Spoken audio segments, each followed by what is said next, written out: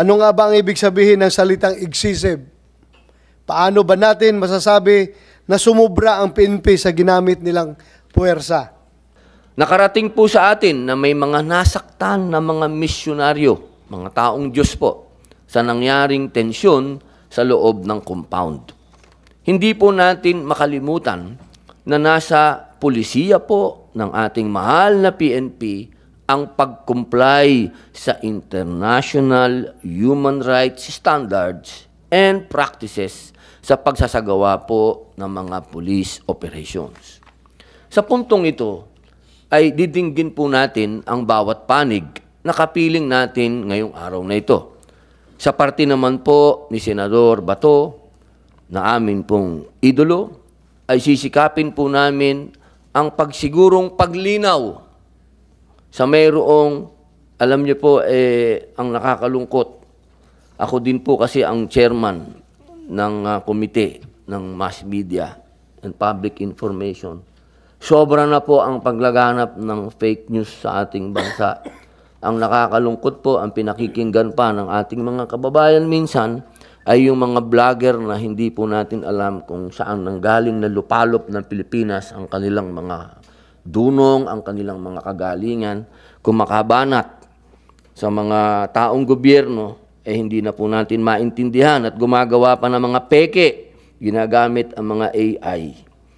Alam niyo po, ito pong araw na ito, gusto ko pong malinaw sa dalawang panig na hindi po kami nakaupo dito ni Senator Ronald Bato de la Rosa bilang mga kaalyado ng dating Pangulong Rodrigo Roa Duterte o kami po ay number 1 na sumusuporta kay Vice President Inday Sara Duterte.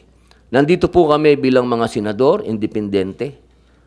Pag-uusapan po natin ang mga karapatan ng ating mga kababayan na nasa konstitusyon. Kami po ay mga senador ng bayan upang siguraduhin po na ang konstitusyon ay walang pinipili.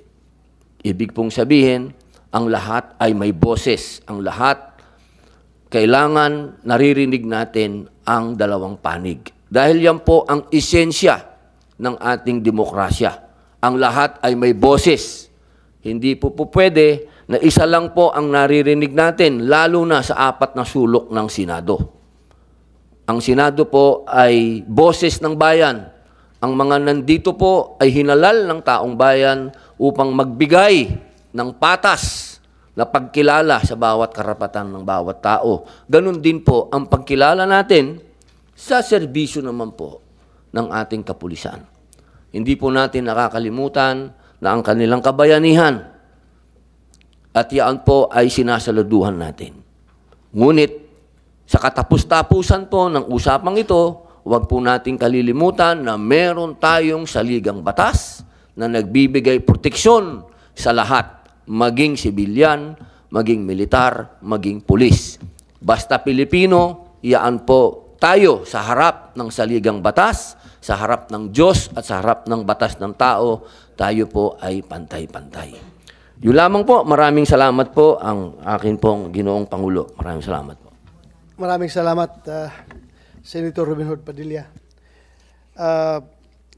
As we begin this investigation in aid of legislation, may I request Comsec Asierto to administer the oath of all resource persons present for today's hearing. Thank you, sir. May we request the guests to please stand up and raise their right hands. Do you swear to tell the truth, the whole truth, and nothing but the truth in this public hearing and investigation? Thank you very much. Please take your seats. Thank you, Comsec. For orderly conduct of today's hearing, we shall structure the discussion as follows. Number 1, presentation of the PNP. Of course, it is going to be preceded by the opening statement of the Chief of the Philippine National Police, because he asked me earlier to allow him to leave after his opening statement because of some pressing matters doon sa Region 3. Number 2, presentation of the KOJC. Number 3, NBI. Number 4, DOJ. Number 5, Commission on Human Rights. Number 6, Davao City LGU. Meron bang Davao City LGU? Andito? Wala. And other resource person. So from here, I would like to give the floor to the PNP, to the chief of the PNP for his opening statement. Our chairman, sir, can I be allowed to read my opening statement? Yes, go ahead. You have the floor. Thank you, our chairman, sir. Honorable Chairperson Senator Ronaldo Bato de la Rosa, Senator Robin Hood Padilla of the Committee on Public Order and Dangerous Drugs, fellow public servants and other guests. Magandang umaga po sa inyong lahat. I'm here today to address the concerns raised regarding the police operation conducted by the Philippine National Police within the premises of the Kingdom of Jesus Christ, or what we call KOJC, on June 10, 2024. A month after the RTC NCR Judicial Region Branch 159, Pasig City, issued order finding probable cause against the following persons. This operation was not just a routine action, it was a critical mission to execute a lawful warrant of arrest against the fugitives of the law, Apollo Caboloy and 5 others, in connection with non-bailable offenses, sa Tagalog po natin, walang piyansa, of child abuse and qualified trafficking. These actions were anchored on verified information indicating fugitive Kibuloy's frequent presence in the area, a matter we could not ignore. Let me be clear, this police operation was carried out with strict adherence to the PNP operational procedures. Our guiding principle was to uphold human rights while executing our duties with the highest standards of professionalism and respect of the law. Prior to the execution, the PNP engaged with local officials to ensure a peaceful and orderly police operation and minimize any potential disruptions to the community. During the police operation, we deployed an appropriate number of personnel and utilized extensive resources for critical reasons. Number 1, the primary subject of the warrant posed a high threat due to his considerable influence and extensive network, which significantly complicated our efforts to apprehend him. Second, intelligence report indicated the subject may employ armed civilian supporters to evade arrest, necessitating the deployment of the Special Action Force to thwart any potential threat. Remember, fugitive Kibuloy himself declared, and I quote, "Hindi ako pahuhuli ng buhay," and unquote, a clear indication of his defiance. Fugitive Kibuloy's blatant disregard of the law and the mockery of the judicial process presented a formidable challenge to our security forces and the integrity of our criminal justice system. The effective execution of the operation was crucial to prevent negative international repercussions and to uphold our commitment to justice and security. For the information of this honorable committee, on the day of the operation, despite facing unprovoked resistance from KOJC followers, our personnel exercised remarkable self-restraint and maximum tolerance throughout the operation to avoid tension and prevent any untoward incident. They remained calm and disciplined to escalate the already tense situation. Even when faced with aggression, being dosed with water, and sustaining injuries, our police officers did not retaliate or resort to excessive force. It will be shown later how our police personnel were water cannoned. Yet, despite adhering to police protocols, allegations of excessive force have emerged. It is incumbent upon us to address these concerns with transparency and accountability. In response, I immediately directed our Internal Affairs Service to conduct a thorough and impartial investigation to determine whether or not any operational lapses were committed during the police operation. Our objective is to uncover the truth and to hold accountable any individuals who may have exceeded their authority. This investigation is being conducted with utmost integrity and independence, free from any undue influence or interference.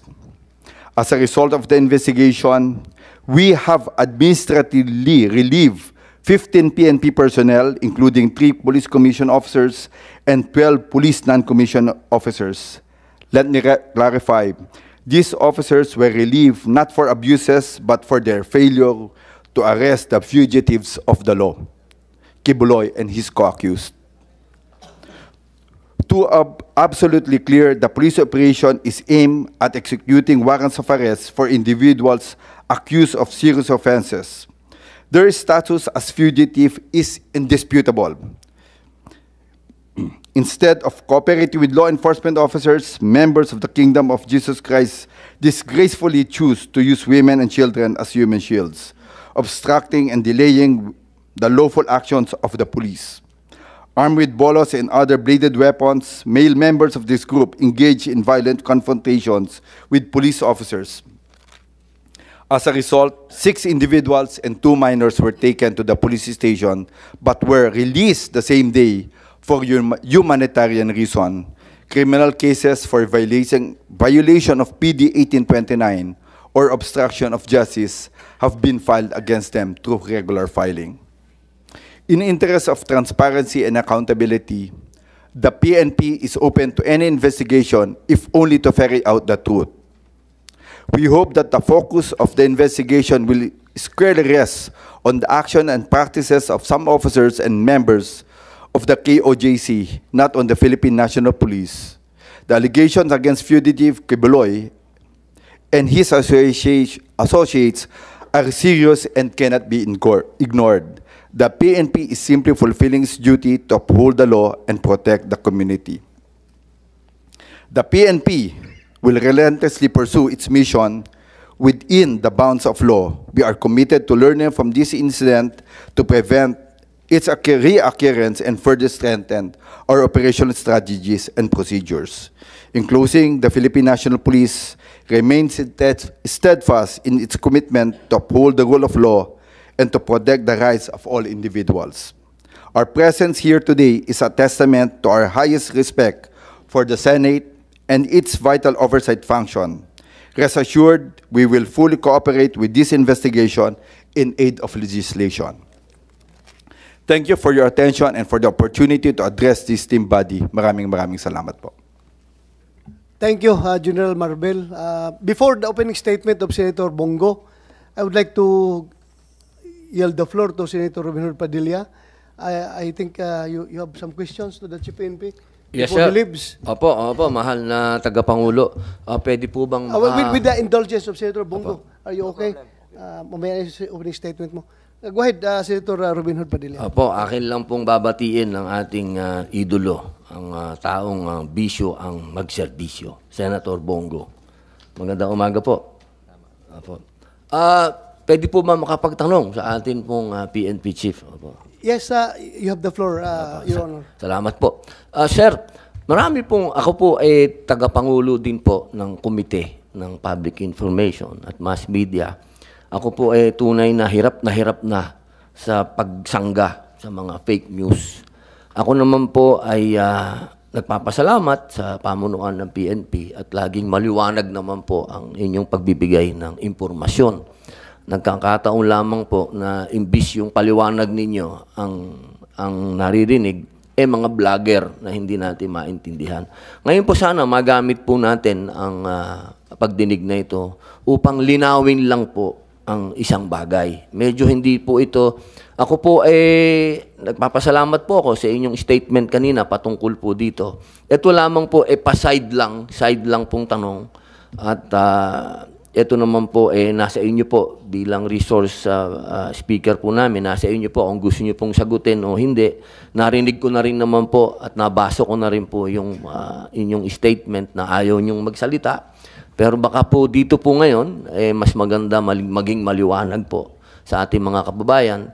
Pero kung ano man po ang, kung gusto niyo pong sagutin o hindi, wala pong problema. Opo, hindi po namin yung pepersonalin. Karapatan niyo po yun. Kaya lang po, baka lang magamit natin itong pagdinig na ito para malinaw po. Tinatanong po talaga ng taong bayan na hindi lamang po ang masasabi nating alam nyo naman, hati ang ating bayan Pero lahat nagtatanong dito, ano po ba ang katotohanan? Meron po ba talagang political pressure para tanggalin ang security ng ating Vice President? Nasa inyo po yan, sir, kung gusto niyo pong sagutin o hindi. You may respond, Chief PNP. Thank you, our Senator. No, that's yun po yung sinabi niyo. Wala pong political pressure. It's ang ginagawa po natin, it's really to rationalize po yung deployment ng PNP natin, and we have to make sure, no po, sabi po nila, alam mo sir, ang nangyari po, not only the Vice President, our Vice President na nagalit po sa atin, at kalim po na it's a political, no, not even, marami po kami tinanggalan, even yung mga classmate ko, ng mga general, sabi ko, it's a time na talagang we have to rationalize. And in fact, I have already made yung sa policies natin na kung may mga threat, yung mga, then when they retire, kasi may mga threat, it's only about 6 months. And afterwards, they can ask kung meron po talagang threat. And we have to make sure, no, ang deployment po, we have to refrain po yung, kasi ang term po natin, VIP, ang security. No, there's no term as VIP. Remember, this sa police unit, sa professional police po. They are all graduates, and di po kami kagaya dati na graduate po ang mga police po natin. And we want to make sure that they are being deployed properly. Tinanggal po natin yan because ang gusto po natin, we have to professionalize po yung PSPG and make sure na dalawang po yung criteria. High threat, high security threat, and medium security threat, and no threat at all. We want to make sure that there is already a perceived threat. And there's a difference between a perceived threat and an actual threat. Dati kasi, VIP ang tawag natin, that's a perceived threat. Kaya nga sinasabi po natin, and we have to rationalize, and we have to change our policies regarding po dun sa deployment ng tao. Kasi ang sasabi ko nga, we need more people on the ground.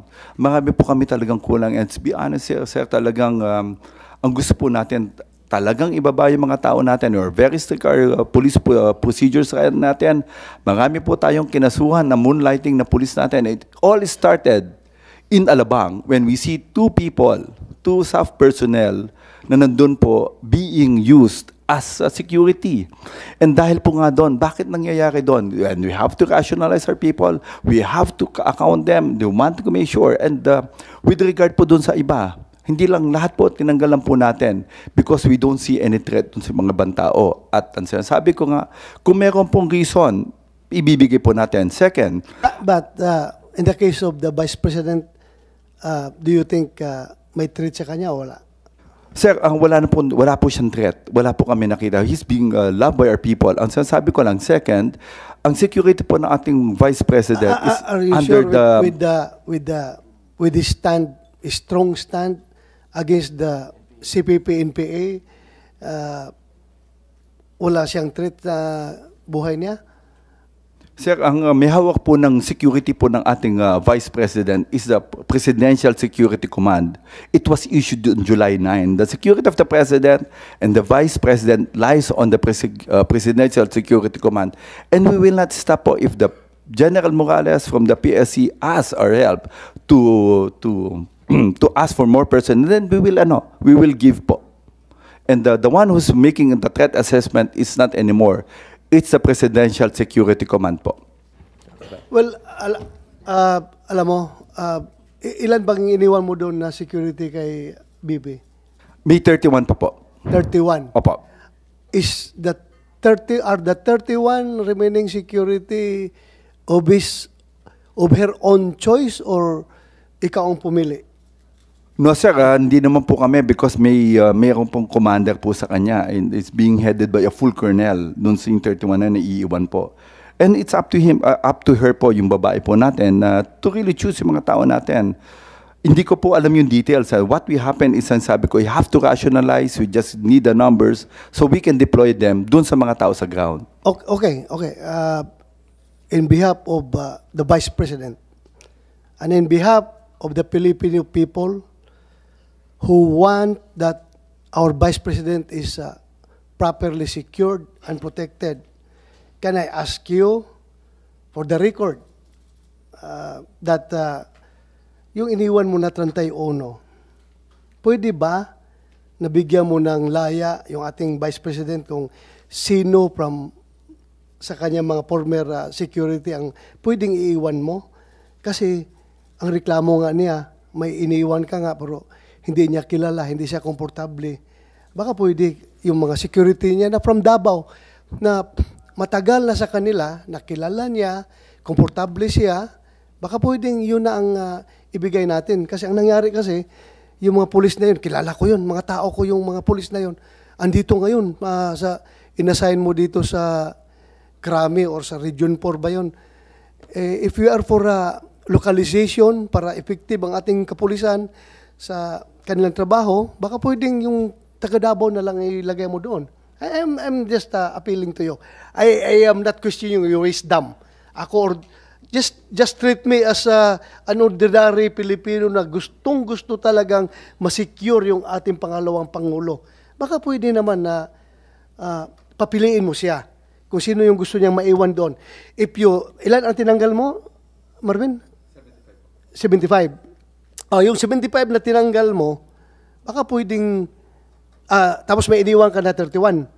Sir, our chairman, can I make it clear first, no? Ang naiwan po sa kanya is 358 AFP personnel. And ang sabi ko nga, ang 106 does a complement. Wala na ko doon sa... Because, sir, it was being... Wala tayo doon sa AFP. We are just talking about PNP. Yung PNP lang pag-usapan dahil ang PNP yung close sa kanya. Dahil dati siyang mayor at yung mga local police ng Davao, yun yung dinala niya doon na security. Yun lang ang pag-usapan natin, yung local, yung police lang. Kung yung 31 na yun na iniwan mo, pwede ba na pagbigyan natin ang pangalawang Pangulo na pumili siya kung sinong gusto niyang maritin doon na 31. Walang problema. Kahit na hindi mo na ibalik yung 75 na tinanggal mo, okay na yun. Gamitin natin yun sa police visibility. Ako mismo, as former chief PNP, I am with you when you say na you need people on the ground. Alam ko, pareho tayo. Ang tagal na natin gusto yung mga tao na yan na matanggal sa mga VIP security dahil para magamit natin. Pareho tayo ng paningin.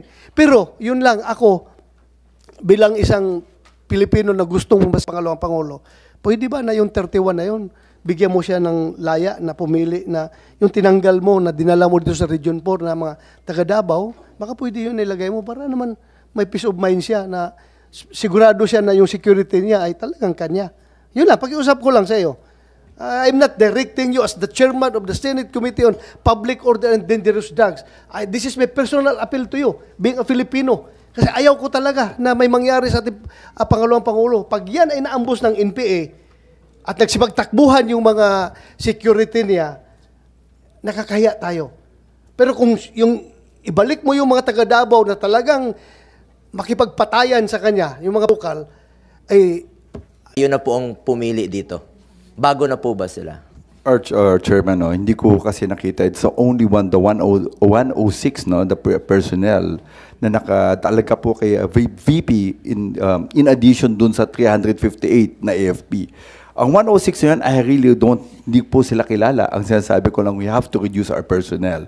Based dun sa recommendation po ng PSBG commander, I have to talk to these people and talk to the chief of staff of the VP kung tama po yung numbers, no? But if you ask me for the details, I don't know these people, hindi ko po sila kilala, kung sino po naiwan. Ang sinasabi ko lang, this is inadequate na 31 po ang ibigay namin. But if kung sinasabi niyo po, it will help, then let it be po. Hindi mo po kami nag-argumentative with regard po sa security. If it will help, if we can add, it really depends on the VP, of course. Yung head po ng security niya, yung PSC po, si General Morales, then let it be po. Paki-check naman na GPNP kung itong mga naiwan, choice ba niya? Tama yung sinabi ni Chairman Bato. Choice niya ito o kayo ang pumalit bago na po itong mga to? Chairperson, hindi ko po, number one, I don't have yung kilala po. Ano, ang sinasabi ko lang, out of the 106, kasi I assume lahat yun, tao niya po, yung 106 na yun. Then, ang sinasabi ko, I have to reduce based dun sa recommendation natin na wala po siyang threat. Kasi, ang sabi ko nga, ang PNP is just an augmentation of the security being given by the Presidential Security Command. Kung sinasabi po natin na makakatulong po, then let it be, and we will help in securing the Vice President po. So, thank you. Wala na bang nakadeploy ngayon na PSPG sa mga negosyante lang? Ang sinasabi ko, sir, may mga high threat po, but pinatanggal ko po. If you will look at the numbers, pinatanggal ko po lahat. Basta ako, General Marvel, high security threat pa rin yung ating pangalawang Pangulo. You may question my opinion, but that's my own opinion. I know her very well. Kailangan talaga natin i-secure. So, yun lang pag-iusap ko, kahit na hindi mo na ibalik yung the same number na tinanggal mo, palitan mo lang ibalik mo lang yung mga taga Davao na palagay ang kalooban niya, at tanggalin mo na lang yung hindi niya kilala na yung naiwan sa 31. I know, it's no longer your job dahil alam ko as Chief PNP, you will deal on policy statements na lang doon sa mga commanders mo on the ground. Hindi ka nagsasabi kung ito tanggalin mo, ito iiwan mo. That's not your job anymore. Pero ito lang, I am just appealing to you, panirating ko lang sa'yo. Kung pwede, balik mo. Can I get your commitment? Of course, our chairperson. Thank you very much. Salamat. Senator Robin Padilla, General Senator Bongo. Opo, mahal na tagapangulo, wala na po akong masasabi. Usapan na po yan ng isang dating PNP chief at ngayon ay kasalukuyan. Mahirap na pong pumasok dyan. Siguro po ang ating kaibigan. Thank you, Senator Robin Padilla. Gusto mo pa marinig? Pakinggan mo muna yung opening statement, Senator Bongo, before I will let you leave. At saka, go ahead, Senator Bongo. Salamat, Mr. Chair. Let me remind the PNP that in its operational procedures, only necessary and reasonable force should be used to accomplish the task of enforcing the law and maintaining peace and order. The operational manual of the PNP also states that the use of weapons are only in lethal approach and as a last resort if the suspect is armed and dangerous, or if there is unlawful aggression or intention to cause severe injury, serious bodily harm, or death to police officers and other people. At so mga nakarang araw po, may reports po nakarating na meron po mga naka-deploy na SWAT team, no? PNP SWAT team in full combat gear. Naka-full combat gear sila sa palibot ng central compound ng Kingdom of Jesus Christ sa Davao City. Nagdudulot po ito ng panic. Siyempre, lalo-lalo na po doon sa mga bata, sa mga estudyante, nagkaka-trauma po sila.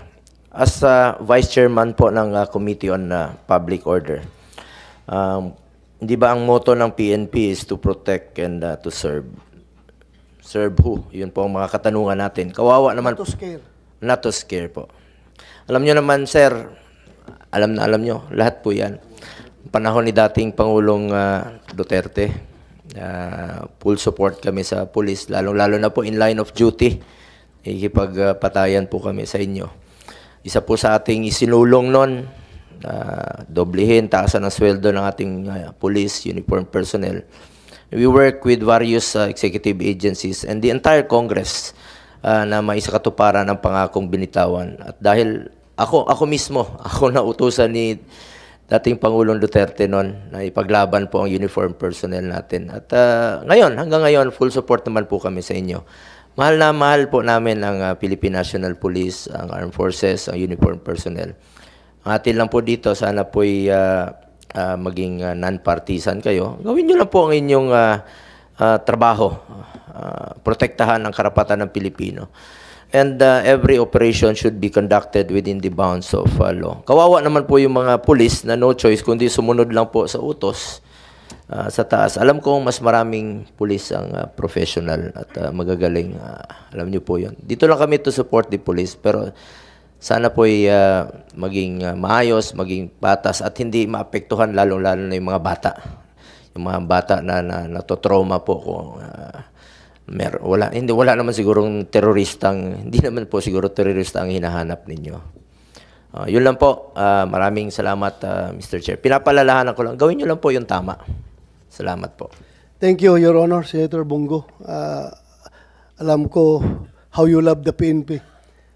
Isa ka sa nagsumikap talaga na magiging doble ang sweldo ng PNP noong panahon ni Pangulong Duterte. Kaya maraming salamat.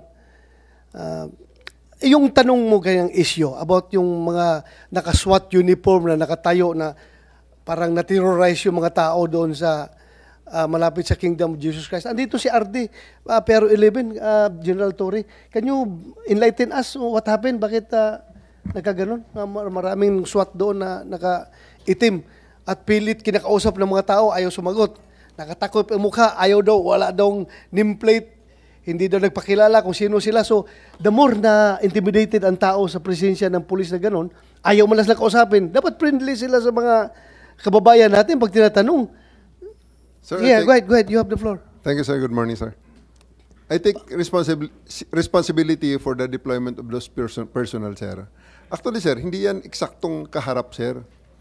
Ang mga SWAT na yan, sir, tsaka sa gabi lang, sir, na ginagawa yan. Because, kung titingnan natin, sir, there is a wanted person in the premises of the compound. Nakita natin noong June 10, in-attempt nating i-serve ang warrant at hindi nga, sir, napasok talaga, sir, dahil talagang napakalaki ng resistance. And we're just very conscientious na bawasan lang ang possibility na makatakas, sir. So, with the force that we saw last June 10, hindi sir malayo na talagang puwersa rin ang pwedeng gamitin dahil may resources nga naman talaga. In the past few weeks, sir, in these past few days, last week, napakaraming lumabas na mga trucks, na container vans, buses, na hindi na natin nati-check, sir, dahil sa kakulangan nating puwersa. So, Alam mo, Nick, General Torre, we are not questioning your mandate. Yes, sir. Mandato nyo yan. Yes, sir. Kahit na masama sa kalooban ng mga kababayan natin na hulihin si Pastor Kibuloy, but meron siyang existing warrant of arrest. Yes, sir. And that is your job as Yes. law enforcement officer. Gawin talaga nyo yan. Yes, Diba? Ang akin lang, yung matakot yung mga taga Davao na, ano ito? Minarsalo na ang Davao. Alam mo na yung tawag dyan. Yung sabi ni Senator Robin Hood Padilla, nagbablogger-bloggeran na kahit anong sinasabi na nilusob na ang Davao ng mga SWAT na nakaitim na walang pangalan, nakatakip ang mukha, ayaw magpakilala, tinatanong ng media kung sino sila, anong ginagawa, ayaw kausapin yung mga tao. Parang na-terrorize ang tao. Alam mo, nung nakita ko, Nick, nakita ko yung uniform nila, tiningnan ko talaga sa media, yung sa cellphone yung kanilang patches, yung unit. Nung nakita ko na RMFB-11, gusto ko sabihin sa mga tao na, no cause for panic, mga tao natin yan. Mga local police natin yan. Kasi sinasabi nila, RMFB ba talaga yun? Or Yes, mga sir. galing sa ibang lugar ng police? RMFB, sir, galing sa RMFB-11. rescue, sir. Kaya nga sabi ko, sana mga kababayan ko sa Davao, huwag kayong magpanik dahil mga tao natin, mga pulis natin yan. Baka mamaya team leader dyan, yung anak ko pa, na si Lieutenant Rack de la Rosa na opisyal lang RMFB. Kaya huwag kayong matakot, pero it is incumbent on your part na dapat bigyan ninyo ng advice yung mga pulis natin na kahit na nagpe-perform sila na kailang mandato, maintain to be friendly sa mga tao natin. Tinatanong sila ng media, ayaw magsagot. Sir, kuwan lang ito amin, yung police visibility lang ito. Wala pa kaming karapatan duty namin ito na mag-provide ng police visibility. Trabaho namin ito. Pwede naman lang sabihin ganun para huwag matakot ang mga tao, pero hindi nagsasalita. Walang mga nameplate, ang mga mukha naka-cover. Kaya ang tao na intimidate. So dapat you should be there to normalize the situation. Huwag natin takutin yung tao. Yes. Pacifier ka. Can I qualify some of the things, Yeah, sir? go ahead. Sir, when we say media, sir, sana sir kung mainstream. Pero sa ngayon kasi sir, focus lang talaga sir naman. SMNI lang naman talaga sir ang gumagawa ng focus dun sir sa ganong situation. So we don't want to fight with the media in general, sir, ano? Pero kitang-kita naman natin, sir, na ang may focus lang, sir, at may interest lang talaga na hinahanapan ng detail order, hinahanapan ng mission order, hinahanapan pa nga ng lisensya, sir, ang mga baril namin, sir, eh. So, SMNI lang naman, sir, na personnel at yung mga taga-KOJC. And I think, sir, it is already out of bounds sa part nila because it is already, sir, in the public road. At hindi lang naman sila, sir, ang tina-checkpoint doon. Kitang-kita naman, sir, lahat, sir, may checkpoint tayong lahat ng checkpoint natin, sir, walang pinipili. Yun lang naman, sir.